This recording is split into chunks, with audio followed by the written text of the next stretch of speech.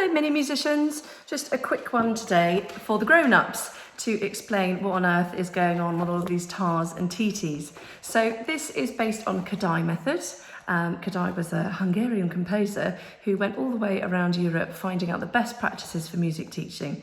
And I like to use Kodály method with my students, at least when it comes to learning note lengths and notation. So we learn Kodály method both by using sort of basic intervals, so me, so me, and also by using names like tar, tar, ti. Because Kodály method, the whole point around it is to really start to internalize a steady sense of pulse before we even start adding in rhythm, and to really make sure the children's sense of pitch is really well formed. So I thought today we'd just focus on rhythm, and I take you through a few of the basic rhythms that we'll start looking at. I'll add in some each week, but these are the ones that we are going to look at over the next year or so. So this is the first one that people normally learn, and it's a tar. I apologise if my camera is making it look like it's back to front, but you'll have to imagine it as a mirror image. So this is a tar. So we would always say, ready, steady, off we go. Ta, ta, ta, ta, ta, etc. To make sure it's a really steady pulse, just like that. And I call it patching on the knees. I can't clap right now because I'm holding this. You can clap, but little children quite often find it easier to just hit their knees, because getting both their hands together can sometimes be a bit much, even for their gross motor skills. So that's a ta, ta, ta, ta. You can do it at any speed as well. You could do a ready, steady, off we go. Ta, ta, ta, ta, ta, ta, ta, ta. That equals one beat. Then next we have these ones. These are the ones that we do loads to start off with. They can be this way around or this way around. Again, I think they're backwards, so those dots I think should actually be here as you look on the camera. And these are called titis. Sometimes you may hear them called tay-tay or tar-tay, but I call them tt, like a cup of tea, T-I-T-I. So it goes like this. Ready, steady, off we go. T-T, T-T, T-T, T-T, T-T, T-T, T-T, switch. Ta, ta, ta, ta, ta, ta, ready, switch. T-T, T-T, T-T, T-T. And at some point I will send the children home with some flashcards, and you can have a go at doing this at home. And again, if you've not ever learned how to read music before, this is an amazing method for learning. Next, getting a little bit more complicated, we've got this one. Oh, upside down. This one can only ever be this way up. If it's like that, it's wrong. Sometimes it's written as a Z, and quite often in Kodály method, it's just a Z. And sometimes I'll write that for the children so they can see what's going on. And this is a rest, and it just means shh. So when I'm teaching it with the children, because it's quite difficult for children to sort of have the concept of doing nothing for a beat, we'll say shh, shh, shh, shh. So this rest is actually exactly the same as this note.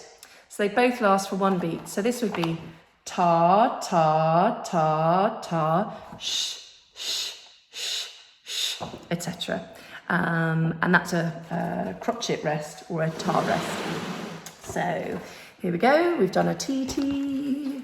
Then here we've got 4 T's in a row. So T, T, T, T, T, T, T, T, T, T, T, T, T, T, T, T. They don't last for any longer or any shorter.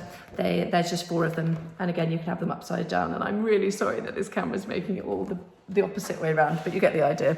And then here, oh goodness, I've written some pen on that one. I was explaining the difference between hemi, demi, semiquavers. But if you imagine it's just these 2 lines at the top here, this is ticka, ticka, ticka, ticka, ticka, ticka, ticka, ticka, ticka, ticka, ticka, ticka. So these are called semiquavers. That's the British name for them. But when we're doing those, 4 of these lasts the same as one of those. So ta, ta, ta, ta. Ticka, ticka, ticka, ticka, ticka, ticka, ticka, ticka, ticka, ticka, ticka, ticka, ticka, ticka, ticka, etc. Then we've got one of these, which lasts for 2 beats. It's called a tar-2. Lots of schools in the area use Kodály method when they're learning their note values. And they say to or ta. I like to say ta 2, and then after this one, which has a dot, is ta 2 3, and then this one, which has no tail at all, is a ta 2 3 4. And the reason I prefer that to saying ta ah or tu or is that if you have a note that lasts for, there's one of these exists and it's got 2 lines either side and it's called a breve and it lasts for 8 beats. So if you have a dotted breve, it lasts for 8 beats plus 50% of the note value. So that was that maths, 12 beats. So what are you going to do? You're going to say ta, ah, etc. You're going to lose where you are. So I like to say ta for the initial beats. So ta 2. And when we clap it, we clap ta 2. And we swish. And what that does is, a lot of times children go ta 2 because they recognise that there are 2 beats. But actually what we're trying to achieve is that they can see the continuity of the note, that its duration is longer. Ta 2, ta 2. So this is a ta 2, this is a ta 2 3, this is a ta 2 3 4, and when you're clapping it you're doing ta 2 3 4. Sometimes children like to do ta 2 3 4, so they keep their hands together and they shake.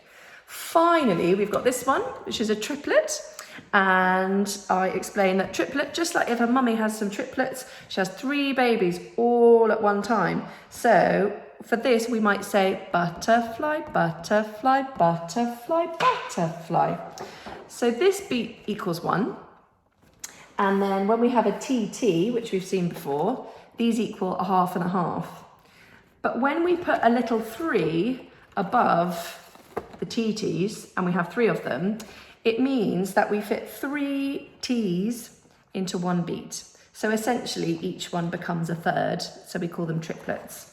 But we won't be doing those for a while. But if you do ever want to practice them, triplets, which is really good for when we'll later look at compound time, and don't panic about the names of things. The whole idea for the children is to get a feel for music, and we're using the piano as a tool to learn more about music. And to give them a really good innate sense of pulse, rhythm and pitch. And again, the course that I've designed is meant to be a no practice course. So there's absolutely no pressure to even read the notes each week. If you're too busy, I have 2 very young children, I know exactly what it's like. However, if you can manage to find any time, even if you're just tapping on the steering wheel on the school run, although probably you shouldn't suggest that, health and safety, but even if you're sitting on the bus, and you're tapping along and doing a T, T, T, T, T, T, T, T. It's really, really good for the kids. It will really, really get that sort of metronomic feel inside their bodies. And finally, the thing that's super empowering for them, and I see children really grow in confidence through the classes, is the idea that they get to conduct. So we always take it in turns for them to be in charge. So they'll stand there with their cards, and I will be one of the students and they'll be the conductor, and they'll say the ready, steady, off we go, and carry on like that. So that's it from me. I won't always send you a video this long, but I just thought I should explain a little bit about that. Super.